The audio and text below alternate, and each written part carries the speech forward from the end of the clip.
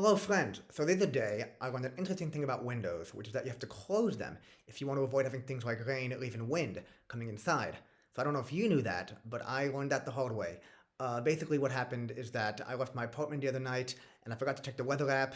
I know, new bearer. And then not only that, but more importantly, I forgot to close my window. So anyway, went out and one thing led to another, and then I get home and my couch is all sorts of wet.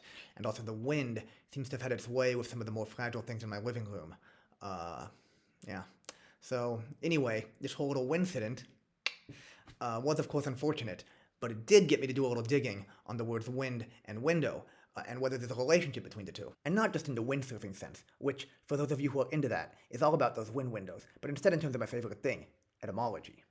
So, as I learned, the good thing about modern windows is that if you use them properly, which I guess for people like me is easier said than done, then the glass will protect you from the elements. But the thing is, back in the day, windows didn't have glass. In the age of the Vikings, for example, windows were just a little unglazed hole in the ceiling of a building where smoke from fires could be let out and wind could be let in.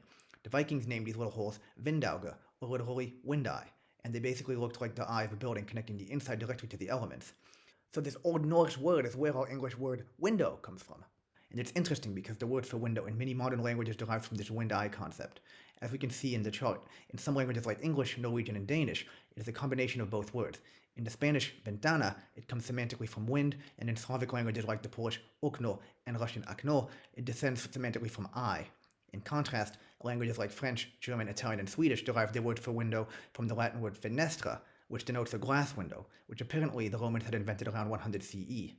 In modern English, really the only etymological trace we have of the Latin word fenestra is defenestration, like the one that took place at Prague Castle at the start of the 30 Years' War, for those of you who are familiar with that story, and its manure-filled ending. So anyway, that's the history of window, and what was once its glass-covered variant, the fenestra. And yeah, as for my own little window-related mishap, well, it was a good learning experience, and now that I know how to use my window, it's done a great job of keeping my apartment dry and windless.